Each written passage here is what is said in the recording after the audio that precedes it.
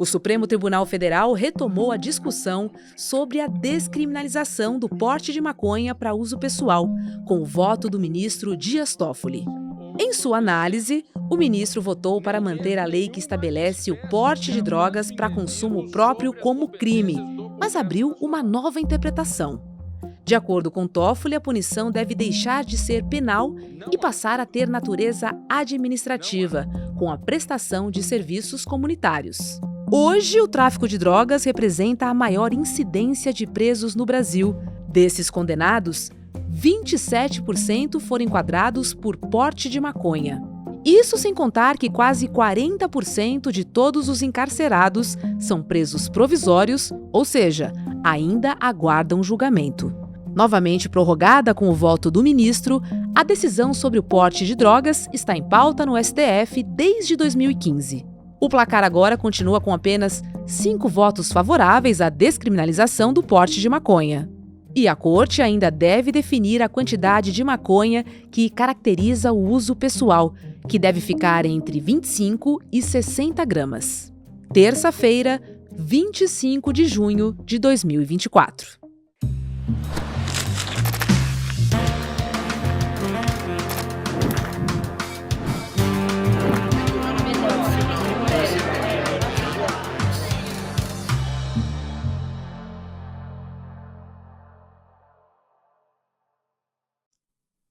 Olá, seja muito bem-vindo, seja muito bem-vinda. Eu sou a Roberta Garcia e este é o videocast Em Detalhes. Aqui, sempre com um convidado especial, nós vamos analisar um tema do nosso dia a dia. Hoje eu converso com o advogado Eric Torquato sobre o julgamento que pode descriminalizar o porte de maconha para uso pessoal. Oi, Eric. Bom, havia uma expectativa, de que seria formada a maioria, com o voto do ministro Dias Toffoli, e que o placar seria, então, 6-3, principalmente com o começo do voto dele. Mas o que a gente viu foi um belo 5-4, O que aconteceu, Ele abriu uma nova interpretação. Queria que você explicasse um pouquinho para a gente, porque ficou confuso. Pelo menos para mim, ficou bem embolado de entender. Boa tarde, bom dia, para quem está nos assistindo, para vocês do estúdio, muito obrigado pelo convite, Roberto. De fato, para quem acompanhou a primeira parte do voto do Toffoli, ele caminhava no sentido de reconhecer a inconstitucionalidade do artigo 28, até porque ele faz um apanhado histórico e relembra, que a origem da criminalização dos usuários tem raízes históricas racistas no nosso país, no sentido de domesticação, de controle e de perseguição da população negra, na perseguição do fumo de Angola, como ele mesmo citou, do pito do pango, da capoeira, do samba. Então, para quem ouviu das palavras dele essa releitura histórica da criminalização, ficou muito entusiasmado e surpreso, porque pela primeira vez a Corte estava reconhecendo o caráter racial da criminalização. Isso deixou muita gente com muita esperança. Entretanto, após a retomada, depois do intervalo, ele seguiu numa linha de reconhecer a constitucionalidade da punição aos usuários, reconhecer a manutenção do tratamento através do sistema penal à questão dos usuários. Isso gerou muita confusão, até mesmo entre os profissionais do direito. Alguns sites até deram uma notícia de que o Toffoli teria votado pela descriminalização. Ficou muito confuso. Mas, na verdade, o que foi feito? Ele optou por uma tese já há muito tempo superada no próprio STF, que é a tese da descriminalização oriunda da própria Lei 11.343 de 2006. Por quê? Porque a lei tirou a sanção penal de prisão para as condutas previstas no artigo 28. Não há uma sanção de prisão nem cadeia. Então, por esse aspecto, havia uma corrente doutrinária que dizia que não era mais crime, que haveria uma descriminalização. Entretanto, a Suprema Corte já pacificou o entendimento de que, na verdade, há uma despenalização. A lei atual de drogas, ela despenalizou o usuário, porém os efeitos criminais permanecem. O sujeito ele fica ali com uma ficha criminal ali quando é surpreendido e autuado. Se você vai numa entrevista de emprego e pede uma certidão negativa, sai positiva para fins penais. Portanto, tem efeitos criminais, até mesmo para fins de reincidência. Então, é uma tese superada, não é a mais correta. Há, sim, uma forte incidência do sistema penal sobre os usuários hoje. Não há nenhuma descriminalização através da Lei 11.343, mas essa foi a tese adotada e eu diria que o placar agora está 5-3-1, porque ele abriu essa divergência inovadora, considerando que há uma descriminalização originária na própria lei e, portanto, considerou constitucional a lei, mas declarando que há uma descriminalização ou um abolício criminis na própria lei. Então ficou confuso, porque por um lado ele alega que não é crime, mas por outro ele mantém o sistema penal como um instrumento jurídico adequado para lidar com a situação. Isso é, por óbvio, uma via inadequada à luz da realidade que nós vivemos. Ainda fica confuso, Eric. Eu vou te fazer outra pergunta nesse mesmo sentido. Qual é a diferença do que defendeu Toffoli para a Lei Antidrogas de 2006? Porque na Lei de 2006, quando você é classificado como usuário, também já existiam penas alternativas, que é também o que ele defende, não é? Sim, é que ele considera que essas penas alternativas não seriam penas, e ele chamou por um sinônimo de sanção, e seriam sanções administrativas. Então, ele considera que pena é só a pena de prisão, a restritiva de liberdade. Na medida que a Lei 11.343, no artigo 28, retira a pena de prisão, de cadeia, e no lugar apresenta medidas administrativas de sanção ao usuário, e visando uma pseudo-proteção da saúde do usuário, ele diz que, por esse aspecto, desnaturalizou a condição de crime da conduta do usuário, porque não há mais o requisito da punição como um requisito integrante do conceito de crime. Então, é, na verdade, uma forma de interpretar a lei. Na medida que a lei não pune com pena de cadeia, com pena de prisão, teria se deixado de caracterizar crime, o que não é verdade, porque, como eu disse, existem outros efeitos que decorrem da conduta do usuário que têm reflexo e relação direta com a natureza criminal, do aspecto criminal previsto no artigo 28. Então, ele fez uma interpretação para dizer que o artigo 28 descriminalizou os usuários, mas, na verdade, o que houve foi uma despenalização sem tirar os outros aspectos que envolvem o aspecto criminal, que é ser levado para a delegacia, ficar sujeito à atuação de um Ministério Público, de um juiz criminal, enfim, em muitos casos ser considerado até, ou uma interpretação pior, como traficante. Isso fica dentro do sistema penal. Não existe uma sanção administrativa, uma sanção de proteção operada pelo sistema penal. Teria que estar em outro campo do direito. Se está dentro da lógica penalizante, se está dentro do sistema punitivo, dentro do sistema de justiça criminal, tem sim reflexos penais e não houve, portanto, a descriminalização, apenas uma despenalização, o que, por óbvio, na prática se mostrou ineficiente, porque a partir de 2006 para cá, a população carcerária mais que triplicou no Brasil e, segundo o último dado, até por pesquisas desenvolvidas pelo ISER, Instituto de Pesquisa do Rio de Janeiro, inclusive, mostrou-se que mais de 30% da população carcerária está diretamente envolvida a delitos previstos na Lei de Drogas. Então, é sim e principalmente no aumento da população carcerária feminina, a lei de drogas, então, ela influencia em mais de 70% do aumento. Portanto, é uma lei com reflexos penais, teóricos e práticos. Érica, ainda faltam 2 votos, né? Carmen Lúcia e também Luiz Fux. Qual é a sua expectativa para a retomada do julgamento, prevista para hoje, terça-feira?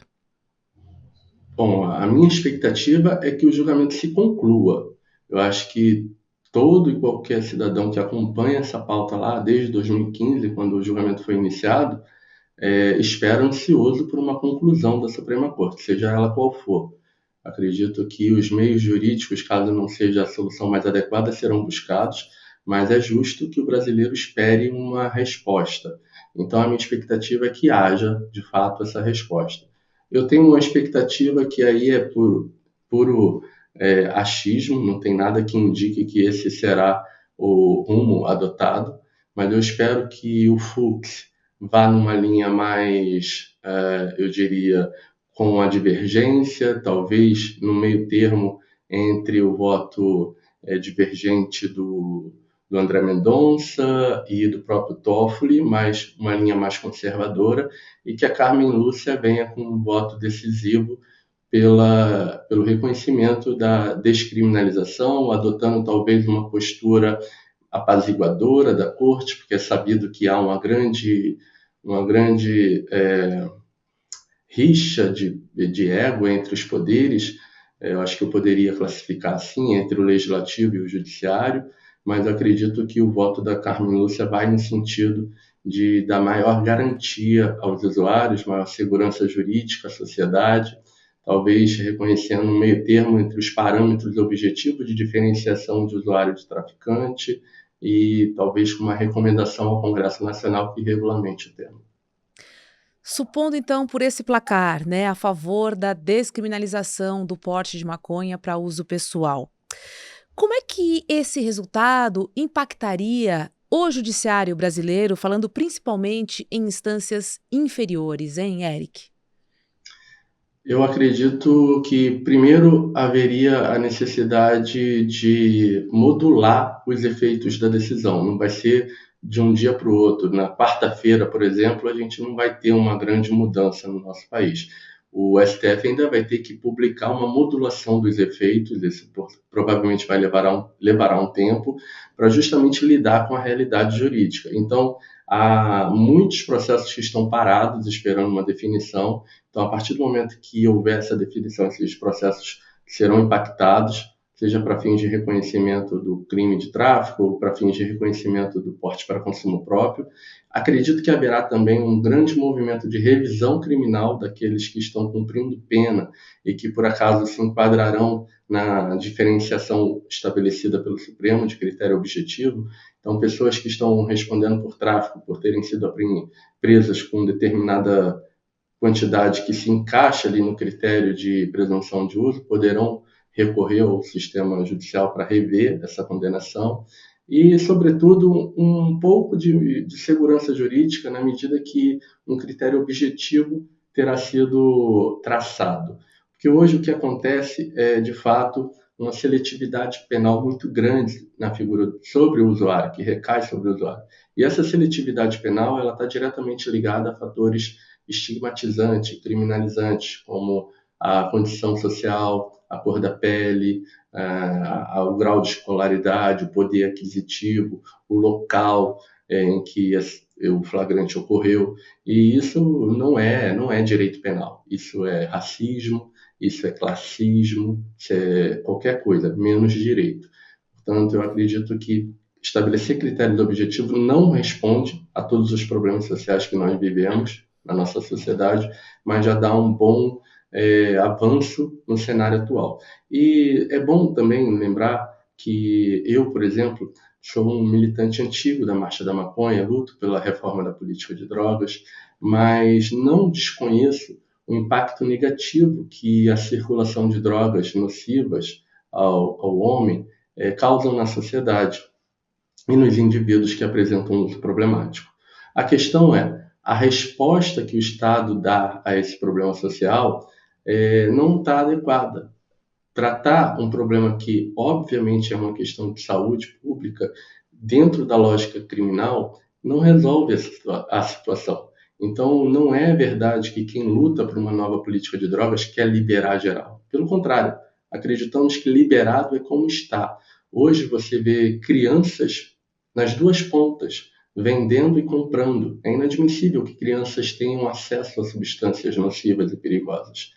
Mas, do jeito que está um Estado abrindo mão da cadeia produtiva e distribuição de substâncias ilícitas, fica sem regra, crianças são cooptadas, sem falar que o sistema de justiça criminal acaba sendo um grande RH do crime, porque quando um jovem é detido numa apreensão, ele é levado para uma casa de recuperação, de cuidado, e lá ele é obrigado a dizer de qual facção ele é. E se não é de nenhuma facção, ele é obrigado a escolher.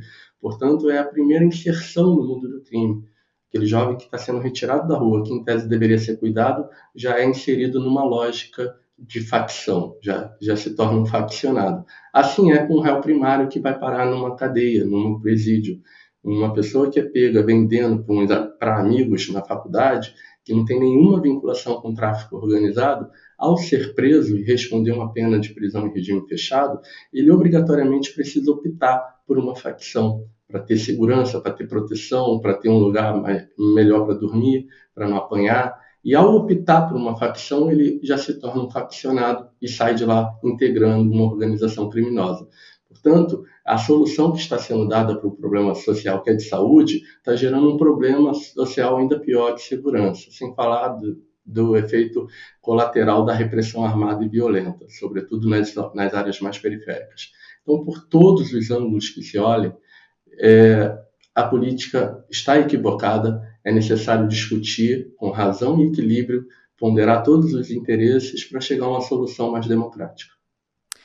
A gente falou sobre saúde pública, né? E eu queria entender com você como é que a descriminalização, né, do porte de maconha para o uso pessoal poderia afetar a saúde pública, porque a gente tendo uma clara definição de quem é traficante para quem é usuário, isso estaria diretamente relacionado a novas políticas de saúde, porque a gente teria dados acurados. Porque a gente tem hoje é um chute, na verdade, né? Porque a gente não tem definição sobre a quantidade que define um usuário, quem é traficante. A gente não consegue nem combater essa questão de saúde pública, né? Com dados incertos. Verdade. É curioso, porque sempre que o debate sobre a lei de drogas está em voga, a gente sempre se depara com o argumento da saúde pública. Mas o conceito de saúde pública, nesse aspecto, ele, na minha opinião, ele deveria ser considerado, mas não como um preponderante, como principal. Porque se a gente levar em consideração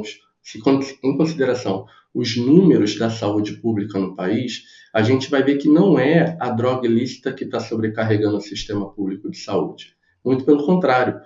Em alguns casos, a gente percebe que há uma incidência de causas de adoecimento muito mais ligadas a substâncias lícitas, seja o consumo desenfreado de açúcar, de sal, de gordura, de álcool, tabaco. Então, a gente percebe que a lógica da criminalização para promover a saúde pública, ela não encontra uma correspondência positiva quando a gente se depara com os dados da saúde pública. Mas é óbvio que é uma questão de saúde pública e merece ser pensada por esse enfoque.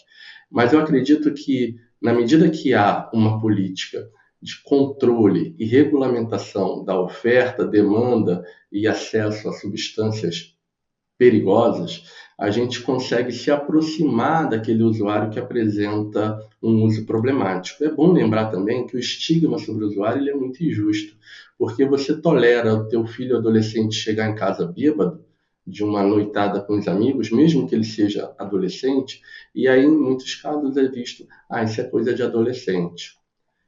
Porém, ele está ali extremamente alcoolizado, se colocando em risco. Mas se você vê um adolescente, e é preocupante também, não estou querendo dizer que não seja, e você acha nas coisas dele uma trouxinha de maconha, muitas das vezes essa família entra em pânico e desespero. Mas veja, eventualmente, aquele adolescente que foi surpreendido com a trouxinha de maconha não apresenta nenhum uso problemático com aquela substância. Não está descumprindo com as suas obrigações, com seus deveres, é uma pessoa que respeita a família, respeita os colegas, está se mostrando um adulto promissor para a sociedade. Já aquele adolescente que está entrando no mundo do alcoolismo de uma maneira muito nociva, muitas das vezes eu diria, é subestimado o perigo que aquilo pode trazer para a sua vida, né? Uma espécie de negligência. Então, a gente precisa realmente lidar com a noção de drogas de um ponto de vista racional e entender que há o uso problemático, há o uso precoce, que por si só já é um problema. Então, pensar políticas públicas que de fato protejam os usuários e sem moralismo, sem falsos estigmas, pautado na ciência. Se a gente pega, por exemplo, o pesquisador David Nutt, que é um britânico, produziu uma pesquisa há pelo menos uma década atrás, que foi publicada nas maiores revistas científicas do mundo, e ele elencou o grau de nocividade das drogas, tanto para fins de consumo no indivíduo, como o efeito social da droga. E ele elencou um grau de risco das 11 substâncias ranqueadas, 7 eram lícitas, e as 7 primeiras eram lícitas. Então, veja, como critério de... E temos uma pesquisa que ratifica esse dado na própria Fiocruz, publicado no governo do ex-presidente, e que durante algum tempo foi censurada e teve uma grande dificuldade de ser divulgada na própria Fiocruz. Então, mostra que a política de drogas precisa ser repensada, o critério de diferenciação de drogas lícitas e ilícitas não é racional, como disse o próprio ministro Dias Toffoli, é muito mais moral, é muito mais xenofóbico, é muito mais racial do que propriamente científico. Então, precisamos repensar a política nacional de drogas sob o ponto de vista da razão. Pois é, Eric, você falou, na verdade, você trouxe alguns dados importantes e eu queria corroborar o que você está dizendo, porque saiu uma pesquisa do Núcleo de Estudos Raciais, do INSPER, que diz o seguinte, gente: 31 mil pessoas pretas e pardas foram enquadradas como traficantes em situações similares àquelas em que brancos foram tratados como usuários. E aí, o que a gente vê aqui, né? Claramente, uma política antidrogas que é injusta, ela é irracional e extremamente racista. Sem dizer, né, o tamanho da nossa população carcerária, Eric, exatamente por a gente não entender, né, essa diferença perante a lei de quem é traficante e de quem é usuário. Sem dúvida. A política de drogas, ela reflete, na verdade, o sistema de justiça criminal do Brasil. Não é um privilégio da política de drogas ser racista. É o sistema penal que é racista. Os juízes, independente da tipificação da conduta do sujeito, os juízes operam o sistema penal de forma seletiva. E isso fica muito nítido. Aliás, a seletividade penal, ela não começa no judiciário. Ela começa na própria eleição das condutas que serão classificadas como ilícitas. Na medida que você tipifica uma conduta humana, você já consegue antever qual a população será mais afetada com aquela criminalização. E é por óbvio que, na medida que você criminaliza o tráfico de drogas, sendo o tráfico de drogas uma atividade que se desdobra desde do mega empreendedor do mercado até aquele jovem periférico lá da ponta do varejo, da cadeia de distribuição capilarizada nas comunidades. Por óbvio, a gente sabe que ao aplicar a política de repressão, ela se dará com muito mais truculência na parte mais vulnerável dessa cadeia produtiva, enquanto aqueles poucos indivíduos que operam grandes quantidades de transporte e lavagem de dinheiro ficarão protegidos. Então, é por si só uma criminalização estigmatizante, racista e seletiva. Isso é nítido quando a gente pega os dados, como, por exemplo, esse dado levantado que é alarmante. 31 mil pessoas criminalizadas por serem negras. Isso, por si só, já deveria ser um motivo bastante e suficiente para o Brasil parar e falar não mais preso por porte de substância, não mais presos por questões de drogas. Precisamos dar uma solução. E veja que quando a gente quer, a gente resolve o problema. Há bem pouco tempo atrás, a gente sabia que jogos de azar era criminalizado. Hoje estamos acostumados com as plataformas digitais de apostas. E Eric, vamos falar um pouquinho sobre economia, porque esse é um assunto que também interessa muito, né, em relação a implicações mesmo econômicas se a gente tiver a descriminalização, né, da maconha para uso pessoal. Claramente o que a gente vê, pelo menos para mim, é diminuição da população carcerária, né? Assim, falando agora de implicações econômicas, né? O que mais você enxerga? Olha, a possibilidade do Brasil ter um ganho de arrecadação. O Uhum. Brasil é, sem sombra de dúvida, o país que consome mais maconha no mundo. É o maior público consumidor de maconha no mundo, o maior mercado consumidor de maconha no mundo. Mas também somos um país com alto potencial produtivo de maconha. E a maconha, para além do consumo como forma de entorpecente, ela tem inúmeras aplicabilidades. A gente sabe do potencial terapêutico, medicinal, a gente sabe da aplicabilidade na indústria têxtil e de fibras e de óleos, a gente sabe da aplicabilidade na questão ambiental, como uma planta de regeneração ambiental do solo, e dentre outras que a cada dia que passa os estudos revelam o potencial de inovação que essa planta tem, desde a utilização de fibra até a utilização alimentícia ou na indústria farmacêutica, de cosmético. E sem contar que hoje, por exemplo, no Brasil, estou aqui do lado com o boné da Divina Flor, uma associação de cannabis medicinal, mas existem outras, a APEP no Rio de Janeiro, Maria Flor, entre outras, Abraça Esperança, e cada associação dessa, para atender 1.000 pacientes, 1.000 associados, emprega pelo menos 50 pessoas. Então já temos uma economia da cannabis legal no Brasil. E eu tenho certeza que o Brasil pode ser uma potência no mundo como exportador, desenvolvedor de tecnologia e, sobretudo, num ambiente em que o meio ambiente reclama por soluções sustentáveis. Por exemplo, a produção de celulose no Brasil é muito nociva com o cultivo do eucalipto. Todo mundo sabe que o eucalipto é um vegetal que acaba gerando um impacto ambiental muito significativo. E a cannabis, ela pode facilmente substituir o eucalipto com um gasto muito menor de recurso hídrico e com produção de fibras e celulose para a produção de papel, substituindo de maneira efetiva até mesmo derivados de petróleo. Então, é sim, sob o ponto de vista econômico, uma ótima solução, uma oportunidade. Eu diria que o Brasil pode se tornar um grande investidor nessa nova commodity e a gente está perdendo tempo, porque enquanto a gente tem solo, clima e condições favoráveis e mão de obra qualificada para isso, outros países estão largando na frente com condições totalmente adversas e já despontando como grandes players do mercado.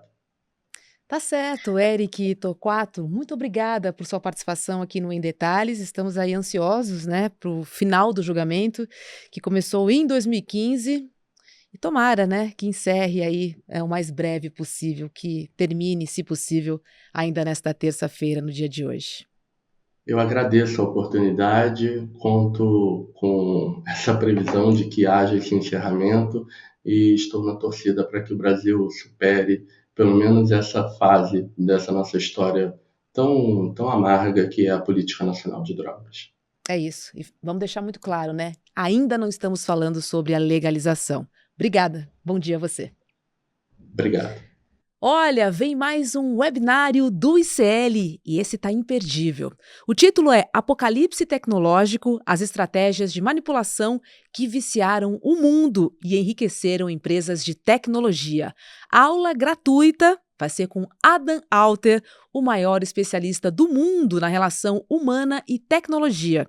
E terá moderação de Eduardo Moreira e vai trazer fatos científicos que escancaram as raízes da dependência tecnológica. Você vai entender como a tecnologia influencia e controla muito os nossos comportamentos e também as nossas emoções.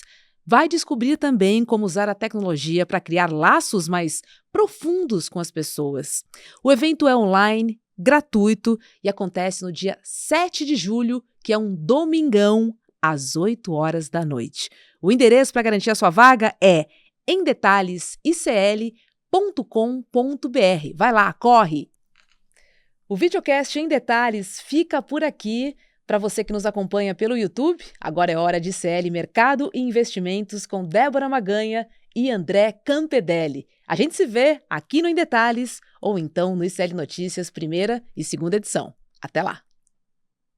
Imagina se você pudesse viver 25 anos a mais. Pois é, a nova geração, hoje em dia, vai ter gasto isso quando tiver ficado mais velha na frente de uma tela de celular ou de computador. Existe uma pandemia tecnológica. Eu chamo isso de apocalipse tecnológico, porque está destruindo vidas, desequilibrando psicologicamente as pessoas e trazendo muito mais perigo do que qualquer um pode imaginar. O maior especialista sobre o tema, eleito o melhor professor da New York University e um dos 40 melhores professores de negócios do mundo, Adam Alter, vai nos dar uma aula sobre esse tema, inédita e exclusiva, no dia 7 de julho, um domingo, às 8 horas da noite. Uma aula que você não pode perder, seus filhos não podem perder, as pessoas de quem você gosta não podem perder.